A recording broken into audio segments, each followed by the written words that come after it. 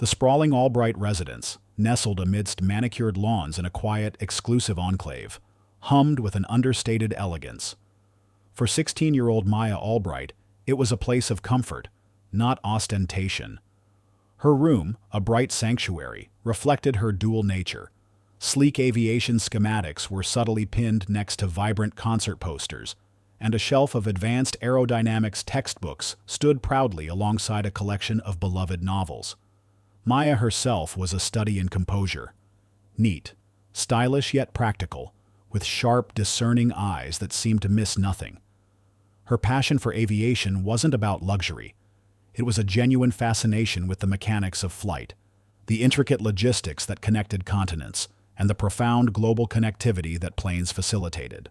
Her quiet meticulousness was evident in her perfectly organized carry-on, packed with the precision of a seasoned traveler, and her careful adherence to rules, a trait instilled by her equally precise father. Despite her privileged background, Maya carried a subtle awareness of how she was sometimes perceived differently, a growing understanding of the quiet, insidious hum of racial bias that occasionally punctuated her world. Her most prized possession, nestled carefully on her bedside table, was a vintage leather-bound flight logbook from the 1950s. It wasn't just old. It was a piece of history, filled with fading ink and the disciplined entries of a long-retired pilot. It was a gift from her father, Mr. Albright, Richard Albright, and it symbolized the deep personal connection she felt to the legacy of flight. Mr. Albright was a commanding yet profoundly supportive presence in Maya's life. He moved with an effortless authority, even in the relaxed setting of their home. Conversations with him often delved into complex global logistics, a gentle challenge to Maya's keen intellect, or anecdotes from his vast and often bewildering experience in the corporate world.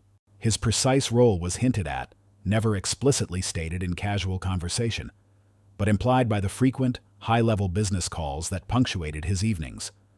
The pervasive presence of model planes with specific airline liveries displayed in his study, and the constant stream of industry magazines that arrived at their doorstep.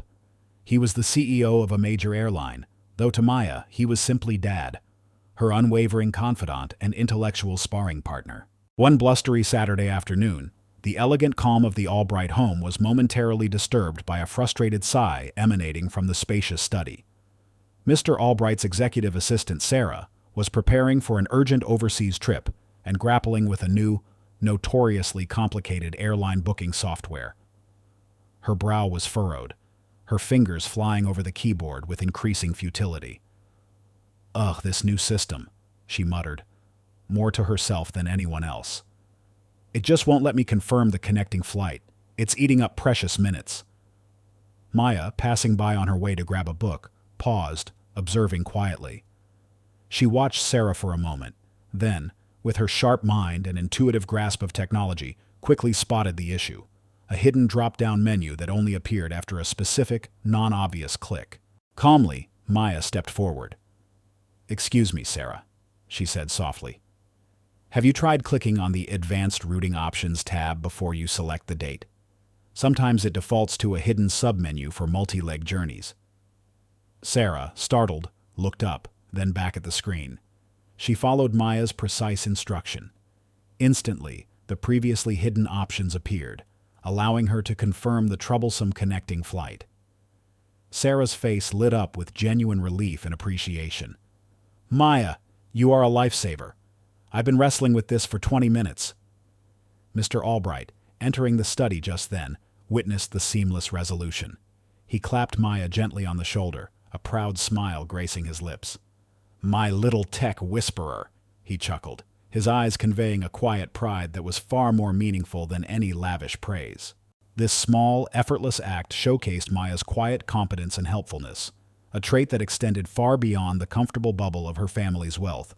It was her save the cat moment, solidifying her admirable character. Tucked discreetly into a specialized slot in Maya's wallet was a sleek, obsidian black airline loyalty card. It wasn't a standard gold or platinum. This was a Chairman's Circle equivalent, a special non-public Diamond Elite membership. It granted unspoken privileges, immediate upgrades, priority boarding at any time, exclusive lounge access, and unspoken high-level recognition from airline staff. Yet, Maya rarely flaunted it. She preferred to maintain a low profile, to simply exist, without drawing attention to her family's immense influence. This card, however, was a subtle seed of mystery, hinting at her father's true power and their deep, almost inherent connection to the very fabric of the airline itself, a powerful secret waiting for the right moment to be revealed. Even with the shield of her family's name and wealth, Maya had, in her 16 years, encountered the subtle, insidious tendrils of societal bias, seeds of future conflict that pricked at her quiet composure. Once, at a high-end boutique in Beverly Hills, a sales associate had shadowed her too closely. Her eyes narrowed with suspicion, clearly assuming Maya couldn't afford the designer items, while ignoring other, lighter-skinned patrons who browsed unmolested. Another time, at her elite private school, she had overheard a casual, dismissive comment from a fellow student about diversity quotas in Ivy League universities, a throwaway line revealing a deeper, ugly prejudice lurking beneath the veneer of polite society. She had even seen a news report recently about a luxury brand facing backlash for a racially insensitive advertising campaign, a stark reminder that unconscious bias permeated every sector, even those seemingly unrelated to her daily life. These were small, seemingly innocuous instances, but they accumulated, a quiet pressure building.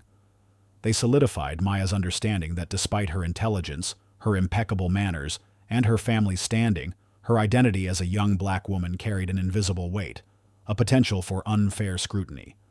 The quiet before the storm was about to give way to a very personal tempest. The international terminal at JFK buzzed with the familiar symphony of 1,000 journeys beginning and ending. For Maya, the airport was less a chaotic hub and more a grand, intricate ballet of efficiency and human connection. She moved through the throng with a quiet grace, her eyes taking in every detail: the hurried farewells, the excited greetings, the silent promise of distant horizons. She was heading home for a short break from her boarding school, dressed comfortably in designer jeans and a cashmere sweater, a stark contrast to the stiff uniform she usually wore. Arriving early, as always, she found a quiet corner overlooking a runway, watching the giant birds of metal glide in for landing, her mind already anticipating the smooth takeoff of her own flight. Once on board, the atmosphere of the first-class cabin was a familiar cocoon of hushed privilege. Maya settled into her plush seat, the soft leather enveloping her. She politely declined the pre-flight champagne, opting instead for a bottle of sparkling water. She opened her Advanced Aviation magazine, a dense publication filled with articles on next-generation engine design, and began to read, occasionally glancing up to observe her fellow passengers. She recognized a famous tech CEO, a renowned fashion designer, and a quietly powerful senator. She preferred to keep to herself, a quiet observer in this world of movers and shakers, never one to draw unnecessary attention. Moving through the cabin with an air of practiced efficiency was Brenda Croft, the veteran lead flight attendant. In her late 40s, Brenda carried herself with the rigid posture of someone who had seen it all and, more often than not, disapproved. Her smile, when it appeared, was thin and practiced, a professional mask that barely concealed a deep-seated weariness and a simmering resentment about her own career stagnation. She adhered to the rules with an almost zealous devotion, using them as a shield and, at times, a weapon. Beneath the polished exterior, Brenda harbored a distinct tendency to profile passengers, particularly those who didn't fit her preconceived notions of proper, first-class clientele. As she walked past Maya's seat, her eyes lingered a moment too long. Another one? Her internal monologue sneered. What's a kid like her doing in first class? Probably a scholarship student on a family friend's comp ticket. Doesn't look like she belongs, not really. Brenda saw Maya not as a legitimate paying passenger, but as an anomaly, a challenge to her orderly hierarchy, someone who needed to be put in their place. The incident was almost imperceptible, a truly minor infraction easily overlooked. The captain had just announced that the cabin doors were armed for departure, signaling the last call for electronic devices to be powered off. Maya, absorbed in an intricate diagram of a new composite material in her magazine, had her small, sleek personal tablet resting on the armrest. She wasn't actively using it, but its screen was still dimly lit. It was a high-end device, but its minimalist design didn't scream expensive to the untrained eye. For any other passenger, a polite, "Ma'am, could you please power down your device?" would have sufficed. But Brenda, fueled by her prejudice and a subconscious desire to assert her authority over this unlikely first-class passenger, seized the moment. Brenda stopped abruptly beside Maya's seat, her voice cutting through the soft murmur of the cabin, loud enough for several rows to hear. "Young lady," she began, her tone sharp and condescending, "I just made an announcement. Put that device away now. Rules are rules, and first-class passengers are expected to set an example. Do you understand?" Her words hung in the air, a public scolding that drew immediate attention. She might as well have added, "You're lucky to be here. Don't mess it up." It was a blatant act of microaggression, designed to belittle and assert dominance, stemming directly from Brenda's biased assumptions. Maya, startled by the unexpected aggression, felt a flush of indignation creep up her neck. She looked up, her discerning eyes meeting Brenda's cold gaze. "I apologize," Maya said, her voice calm, though a tremor of unease ran through her. "I wasn't actively using it, but I see it's still on. I'll turn it off immediately." She reached for the tablet, intending to comply without further fuss. But Brenda wasn't interested in compliance. She wanted to make a point. "An apology isn't enough when you're being disruptive before we've even pushed back from the gate," Brenda snapped, her voice rising. "This is a serious breach of protocol. Your non-compliance is affecting the entire flight's departure schedule. If you cannot follow simple instructions, young lady, I will have no choice but to have you removed from this flight for disruptive behavior." She didn't just threaten, she made good on it, immediately picking up the cabin intercom to discreetly call the flight captain. This public accusation, this sudden unjust confrontation, was the point of no return. Maya's quiet, composed world, her comfortable journey home, had been shattered by blatant prejudice. She now had to choose between silent humiliation or fighting for her dignity in the most public of settings. She could not simply go back to being an anonymous, privileged teen. Her flight and her composure were now on the line. The first-class cabin, usually a sanctuary of calm, now thrummed with a palpable tension. Passengers craned their necks, their murmurs growing louder, as Captain Davies, the flight captain, emerged from the cockpit, his face etched with a mixture of annoyance and professional duty. Beside him, Brenda Croft stood rigid, a triumphant glint in her eyes, confident that her authority would now be decisively reinforced. "What seems to be the problem here, Brenda?" Captain Davies asked, his voice low and firm, assessing the scene. He looked at Maya, then at the tablet on the armrest, then back at Brenda. "Captain," Brenda began, her voice falsely sweet but with an undertone of accusation, "this young lady has been consistently non-compliant with pre-flight safety instructions. Despite repeated warnings, she insists on keeping her electronic device on and is being disruptive. I've had to call you out here because she simply refuses to cooperate." She exaggerated the repeated warnings, painting Maya as rebellious and entitled. Maya, despite the escalating tension and the uncomfortable stares of the other first-class passengers, maintained remarkable composure. She had felt the sting of Brenda's words, the subtle prejudiced dismissal, but she wouldn't let it break her. "Captain," she began, her voice calm and clear, cutting through Brenda's accusations. "I apologize for the device being on. It was an oversight, and I was about to turn it off when Ms. Croft approached me. However, I believe her response was disproportionate. Other passengers were also on their phones just moments ago, sir, but only I was singled out. I am not being disruptive, and I am certainly not refusing to cooperate." Her clear, articulate demeanor and logical argument were unexpected from a teenager in such a high-pressure situation, immediately disarming the captain and planting a seed of doubt about Brenda's account. Brenda, however, was too entrenched in her prejudice to acknowledge reason. She observed Maya's calm, articulate explanation not as a sign of maturity, but as an attempt at manipulation, a privileged defiance. She interrupted, her voice sharp and dismissive. "See, Captain? She thinks she's special. Rules apply to everyone, especially those who don't even pay for their own ticket. She's being disruptive, Captain, and disrespectful to airline staff. We need to set an example." Her words were overtly prejudiced, not only implying Maya was a freeloader, but also attempting to undermine her credibility by casting her as an insolent, entitled child. Brenda's role as the Type B antagonist, misguided by her ingrained biases and resentments, was now glaringly obvious to everyone in the cabin. Captain Davies, caught in the middle, felt a surge of frustration. This was quickly becoming a bigger spectacle than necessary. He sighed, then turned to Maya. "Young lady, I appreciate your explanation, but we do need to get this flight out on time. For now, I need you to power down the device and provide some form of identification." Maya nodded, her hands steady despite the tremor that still lingered deep inside her. With a deliberate, almost graceful movement, she reached into her small designer carry-on. Her fingers went to a specific, hidden compartment. She pulled out the sleek, obsidian black card, her special Diamond Elite Airline card. Its minimalist design, usually so understated, now seemed to radiate an unspoken authority. She handed it over to Captain Davies, along with her student ID. "My name is Maya Albright," she stated, her voice clear and unwavering, "and this is my father's card."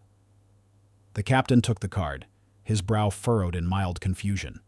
He glanced at the discreet Diamond Elite emblem, then at her student ID, which clearly stated Maya Albright. Then his eyes widened. Albright. Richard Albright. The name clicked, resonating with a sudden, profound realization. The CEO. The card, initially just a subtle seed of mystery, had just unveiled its true, powerful significance. Brenda's smug, triumphant expression, which had been so confidently plastered across her face moments before, instantly vanished. Her eyes, initially narrow with disdain, widened in disbelief, and then, sickeningly, in profound horror as she heard the name Albright, and saw the card in the captain's hand. She knew of the Diamond Elite card. It was more than just a loyalty tier. It was the CEO's personal card, held only by his immediate family, a symbol of ultimate, unquestioned privilege within the company. The gravity of her colossal mistake, the direct consequence of her unthinking prejudice, hit her like a physical blow. She saw the disruptive kid not as just a scholarship student, not as an entitled nuisance, but as the daughter of the man who signed her paychecks, the man who owned the airline. Her face went utterly ashen, the color draining from it until she looked like a ghost. Captain Davies, now fully comprehending the situation, instantly changed his demeanor. His initial sternness dissolved into professional deference, then visible alarm. He was now dealing with the CEO's daughter, a VIP of the highest order, who had been wrongly accused and publicly humiliated. His focus shifted from Maya to Brenda, his gaze hardening with a cold, professional anger. "Brenda," he said, his voice dangerously low, each word a hammer blow. "Do you have any idea who you just spoke to, and whose daughter this is?" The question hung in the air, heavy with unspoken implications. The power dynamic had been completely inverted. Brenda, the proud authority figure, the woman who had initiated this entire debacle, was suddenly revealed as the truly vulnerable one, caught in a trap of her own making, her carefully constructed facade of superiority crumbling around her, her career now hanging by a thread. The first-class cabin, now fully boarded and awaiting pushback, had transformed from a luxurious cocoon into an inescapable arena for Brenda Croft. Every hushed whisper, every curious glance from the affluent passengers felt like a burning spotlight intensifying her humiliation. The air conditioning, usually a gentle hum, now seemed to mock her with its cool indifference, doing little to stem the bead of sweat tracing a path down her temple. Her carefully cultivated professional facade, a shield she had worn for decades, wasn't just cracking. It was shattering into 1,000 irreparable pieces, witnessed by the very people she aimed to impress and serve. She was utterly alone in her predicament, her fellow crew members now openly avoiding eye contact, their faces a mixture of shock and quiet disapproval. "Brenda," Captain Davies's voice cut through the cabin's thick silence, his tone now devoid of any pretense of politeness. "You called this in as a disruptive passenger. Can you explain clearly and concisely Why you escalated a minor device infraction to this level, given that Ms. Albright is the daughter of our CEO? Brenda's mouth opened and closed, no sound emerging. Her mind raced, desperately grasping for an excuse, a way to spin this disaster. The flight's scheduled pushback was now audibly delayed. The distant ground crew's calls over the radio, usually background noise, now served as a relentless ticking clock. Passengers began to murmur louder, their patience thinning. This external pressure, combined with Captain Davies's piercing gaze, tightened the noose around Brenda's neck. She could feel the collective weight of judgment from the first-class passengers, each of whom, she knew, expected flawless service, and certainly no public displays of discriminatory behavior. "Captain, I merely observed a breach of safety protocol," Brenda stammered, her voice thin and reedy, a stark contrast to her earlier authoritative tone. "My duty is to ensure compliance. I wasn't aware of her identity at the time. It was an honest mistake, an overabundance of caution, nothing more. I simply followed procedure." She tried to sound professional, to invoke the very rules she had weaponized against Maya, but her words lacked conviction. Her eyes darted around the cabin, avoiding Maya's steady gaze, avoiding the captain's unwavering stare. She was trying to frame it as a procedural error, not a prejudicial act, but her forced, desperate sincerity was transparent. This was Brenda's hang-by-a-single-hair moment. Her entire career, built painstakingly over decades, was dangling precariously. She was trapped, caught between her ingrained biases and the overwhelming, undeniable reality of the consequences. She was visibly sweating, her perfectly coiffed hair now slightly disheveled. She struggled to find words that would salvage her ruin, a performance that only highlighted her true character. Maya, meanwhile, stood quietly by her seat, a picture of composure amidst the unfolding drama. She didn't interrupt Brenda's pathetic attempts at self-preservation. She didn't gloat. Her intelligent eyes simply observed Brenda's crumbling composure, the unraveling of a woman consumed by her own prejudice.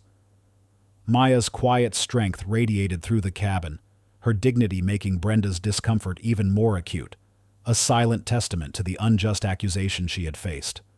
The contrast between the flustered, prejudiced flight attendant and the composed, accused teenager was stark, a powerful tableau that etched itself into the minds of every witness in the first-class cabin. The stage was set for the final, devastating fall. The first-class cabin had fallen into a heavy silence, every eye fixed on Brenda Croft. Her face, once a mask of rigid professionalism, was now a portrait of desperate terror.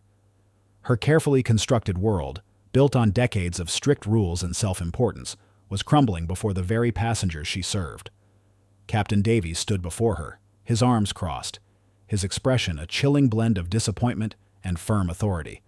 Her fellow flight attendants, aghast, maintained a wide berth, their presence a silent, unwavering testament to Maya's innocence and Brenda's grave error.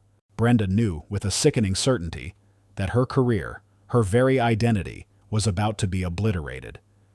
In a last, desperate, self-serving plea, she turned to Captain Davies, her voice a reedy whisper, barely audible above the hum of the aircraft. "Captain, please, it was a miscommunication, a moment of stress perhaps.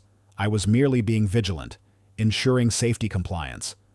The young lady, she had her device on.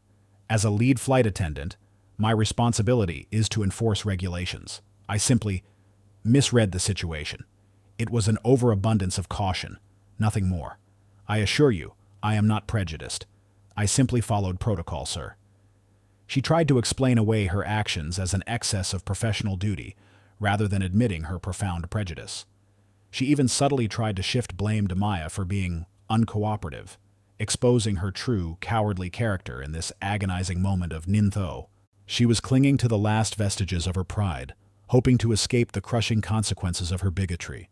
Captain Davies's eyes, sharp and unwavering, narrowed further. He had seen through such flimsy excuses countless times in his career. He cast a brief, knowing glance at his co-pilot, then at Maya, who remained still, observing Brenda's pathetic struggle with quiet dignity. Then, Captain Davies turned back to Brenda, his voice cutting through the hushed cabin like a razor. "Brenda Croft," he began, his tone devoid of emotion, each word a hammer blow. "Your vigilance has resulted in the false accusation and public humiliation of a passenger. Furthermore, that passenger is Maya Albright, the daughter of Richard Albright, the chief executive officer of this airline." The name hung in the air, a final, definitive death knell for Brenda's career. Her face drained completely of color. She visibly flinched, as if struck by an invisible blow. Captain Davies didn't stop there. "Effective immediately," he announced, his voice ringing with absolute authority. "You are suspended from duty pending a full investigation by the airline's corporate office. Your credentials will be confiscated, and you are to report to ground operations immediately upon deplaning. Any further attempts to justify your discriminatory behavior will result in immediate termination and potential legal action." Brenda stood utterly defeated, her proud shoulders slumping, her head bowed in bitter shame. Her public shaming was absolute and immediate, her authority completely stripped away for all to witness. She was a humiliated figure, her carefully constructed world collapsing around her, a consequence of her deep-seated prejudice. Her downfall was swift and commensurate with her villainy. She raised her head briefly, her eyes wide with dawning despair, a flicker of resentment burning in their depths as she looked at Maya, before finally being led away by a visibly uncomfortable junior flight attendant. Maya, despite the intense emotional pressure and the raw display of prejudice she had just endured, maintained her composure. She felt a surge of relief, a deep exhale she hadn't realized she was holding, but no desire to gloat. She looked at the now empty space where Brenda had stood, then at the vast cabin, and then through the window, as if gazing through the fuselage to the endless sky beyond. Her voice, though quiet, carried an unexpected resonance, a testament to her unshakable passion. I just love how everything connects," she said, not to anyone specific, but to the air around her. "The logistics, the people, the places. I want to work in aviation, to make flights better, to make sure everyone feels like they belong." Her simple statement, so full of pure, undiluted passion, subtly highlighted the cruel irony of Brenda's actions, a woman who had sought to exclude, while Maya dreamed of inclusion. Maya's quiet dignity and unwavering passion made her victory even more profound, a testament to the unquenchable flame within her. Just as the climax reached its emotional peak, a commanding presence entered the first-class cabin from the jet bridge. It was Mr. Albright, Maya's father. He was impeccably dressed, his suit perfectly tailored, his composure radiating an almost palpable authority that silenced the remaining murmurs in the cabin. His eyes, though assessing the scene with professional calm, held a quiet, simmering fury that Brenda, had she still been present, would have undoubtedly felt. He didn't yell or create a scene.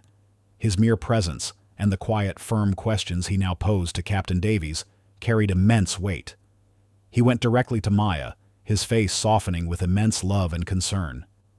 He pulled his daughter into a firm, reassuring embrace, a gesture of profound love and unwavering support that solidified Maya's vindication. His demeanor conveyed his immense power without him needing to explicitly state his title. Onlookers, who had initially been merely curious or mildly annoyed by the delay, now fully grasped the magnitude of the injustice that had occurred. Their faces shifted from curiosity to dawning understanding, then outrage at Brenda's clear prejudice, and finally, admiration for Maya's quiet resilience and a palpable satisfaction at Brenda's well-deserved downfall. Whispers of, "That's Mr. Albright, the CEO," rippled through the cabin like a wave, making Brenda's humiliation complete, her once esteemed name now a symbol of disgrace. This collective recognition of injustice and Maya's quiet, dignified vindication provided a powerful, cathartic release. The first-class cabin, once a stage for prejudice, was now a testament to truth and dignity. The highly charged atmosphere in the first-class cabin slowly dissipated, leaving behind the stark weight of consequence and a palpable shift in power. Brenda Croft, her face still a mask of bitter resentment and dawning despair, was quickly escorted off the aircraft by airport personnel, her professional life crumbling around her. Her immediate administrative leave was merely a formality, a prelude to the inevitable. The airline, reeling from the public incident and the powerful silent pressure emanating from its CEO, issued a swift and uncompromising public apology. Their statement, meticulously crafted and released within hours, condemned the discriminatory actions of their flight attendant in the strongest terms, promising a thorough investigation, and reaffirming their unwavering commitment to diversity and inclusion across all levels of service. Brenda was subsequently terminated from her position, her decades-long career and reputation irrevocably ruined, a direct consequence of her ingrained prejudice and public exposure. Her name became synonymous with a cautionary tale within the industry. For Maya, the immediate aftermath was a whirlwind of relief, quiet vindication, and unexpected opportunity. Mr. Albright, her father, remained a pillar of unwavering support and quiet strength, his presence a constant reassurance. Deeply proud of Maya's composure and truthfulness in the face of such unwarranted accusation, he ensured that the incident, while painful, would only serve to strengthen his daughter's resolve and broaden her horizons within the very industry she loved. Mr. Albright leveraged his considerable influence not for retribution, but for profound, meaningful growth. He arranged for Maya to spend an immersive week shadowing various critical departments within the airline, from the high-pressure environment of flight operations, where decisions impacting thousands were made in seconds, to the intricate complexities of customer service and the global dance of logistics. This was not a mere observation. It was an unparalleled insider's view of the entire aviation ecosystem, deepening her understanding and solidifying her passion. He also connected her directly with the airline's chief diversity officer, encouraging Maya to share her nascent ideas for improving passenger experience and staff training, nurturing her leadership potential and vision for a more inclusive future. The airline also issued a public statement specifically acknowledging Maya's dignity and strength throughout the ordeal, reinforcing their commitment to inclusion and implicitly setting a new standard for passenger treatment. A few days later, the quiet calm of their expansive home enveloped Maya and her father. The incident, while still a raw memory, felt like a distant storm, its lessons absorbed. Maya sat in her father's study, surrounded by the quiet hum of his professional life, the scent of old books and polished wood filling the air. She carefully handled the vintage, leather-bound flight logbook, its pages a tangible link to aviation's storied past. Mr. Albright sat opposite her, his gaze thoughtful, a rare, relaxed smile on his face. He gently touched the worn cover of the logbook. "You know, darling," Mr. Albright began, his voice soft, resonating with profound pride. "That day, a woman's prejudice tried to make you feel small. She tried to tell you where you didn't belong, right there, in a place that's as much yours as anyone else's. But you didn't let her. You stood tall. You spoke your truth with such clarity, and you shone brighter than any negativity she could throw. Never forget that. And never, ever let anyone make you feel like you don't belong, especially not in a place you're meant to help build." Maya looked up at her father, her intelligent eyes reflecting a deeper understanding, a quiet wisdom beyond her years. The experience had forged something new within her, a steely resolve tempered by the injustice she had faced. "It wasn't just about me, Dad," she replied, her voice quiet but firm. "It was about showing that respect isn't about status or assumptions. It's about seeing people for who they are, not who you expect them to be. It's about making sure everyone feels seen and valued, no matter their background or how they look." This simple conversation solidified their shared values, their changed perspectives, and the profound lesson learned. It wasn't just about a teenager being vindicated. It was about confronting prejudice with unwavering dignity, transforming a moment of injustice into a powerful catalyst for systemic change. The new calm was not merely a return to peace, but a strong, clear foundation for a future built on purpose, empathy, and a profound commitment to equity. 10 years later, the name Maya Albright resonated not just in the executive suites of airlines, but throughout the entire aviation industry. She was no longer simply the intelligent teenager who had faced prejudice. She was a dynamic, visionary executive, a chief operating officer for a major international carrier, the very airline her father had once owned, and now, under her influence, was reshaping. Her sharp intellect and unwavering commitment to equity had pioneered groundbreaking initiatives in customer service, staff diversity training, and passenger experience, fundamentally transforming the airline's culture from within. Maya embodied an empathetic leadership, a stark contrast to the rigid, prejudiced attitudes she had once encountered. Her life was vibrant, purposeful, and filled with the profound joy of shaping an industry she deeply loved, making it more just and accessible for all. True to her core belief that respect wasn't about status but about seeing people for who they truly were, Maya actively used her position to pay it forward. She established and personally championed a robust mentorship program within the airline, specifically designed for aspiring young professionals from underrepresented backgrounds. This program provided not just financial support, but crucial guidance, networking opportunities, and a clear pathway for talent that might otherwise have been overlooked. She personally spearheaded an airline-wide campaign focused on unconscious bias training, ensuring that all staff, from flight attendants to senior management, understood and upheld a culture of genuine respect and inclusion. These weren't just token gestures. They were systemic changes that profoundly altered the airline's internal dynamics and its public image. Mr. Albright, now fully retired and enjoying a well-deserved leisurely life, remained Maya's most trusted advisor and biggest cheerleader. Their shared commitment a powerful force for industry-wide change, extending far beyond the confines of their own company. The story, in its truest sense, found its culmination not just in an office, but at the bustling heart of an airport she now helped to run. One bright afternoon, Maya, impeccably dressed in a tailored suit, yet with a soft, approachable smile, stood at a bustling gate. She was overseeing the boarding of a flight that prominently displayed the airline's newly designed inclusive branding, a logo that featured diverse figures reaching for the sky. She held a sleek, new version of the Diamond Elite card in her hand, a symbol of her continued connection to the company's highest echelons, but she quickly pocketed it. She preferred to interact with staff and passengers as an equal, her authority stemming from respect, not privilege. She glanced up as a diverse flight crew, pilots, flight attendants, and ground staff of all backgrounds, walked past, exchanging genuine smiles and nods of mutual respect with her.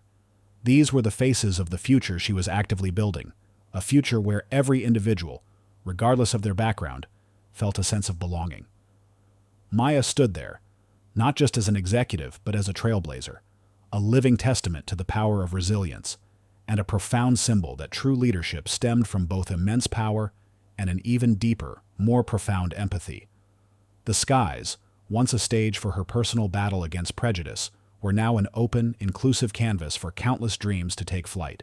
If this story stirred your heart and reminds you that courage can alter destinies and that light always finds a path even in the deepest darkness, please leave a comment. Share this story with those who need inspiration. Like, subscribe, and hit the bell to never miss upcoming narratives that delve into the profound human spirit and the power of unseen heroes. Thank you for joining the journey,